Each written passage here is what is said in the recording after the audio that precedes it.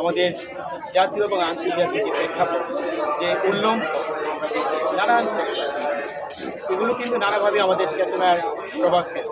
তো এগুলো থেকে যে নৈরাজ্য তৈরি হয় তার থেকে কিন্তু আমরা বাইরে আসতে হবে। আর আমাদের মানুষের জীবন, আমাদের জীবন প্রতি মুহূর্তে একটা সংগ্রামের জীবন, লড়াই করে কিন্তু আমরা বেঁচে থাকি।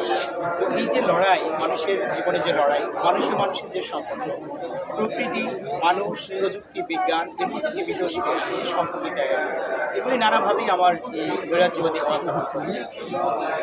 আপনার কি করে মনে হলো যে এই সময় এই বইটা বের করা উচিত? আসলে যেটা হয়েছে যে মানে আমরা তো অ্যানার্কিজম, নৈরাজ্যকে অনেক সময় আমরা নেগেটিভভাবে দেখি, নেতিবাচক, কিন্তু নৈরাজ্য কিন্তু সবসময় নেতিবাচক নাও হতে পারে।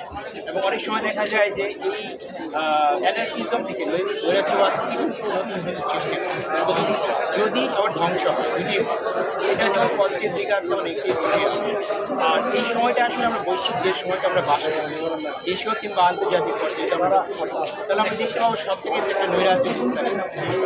এবং এটা এই নৈরাজ্য নানাভাবে কিন্তু আমাদের চেতনা প্রবাহে প্রভাব ফেলছে, এবং এর বাইরে কিন্তু আমরা ধন্যবাদ আপনাকে।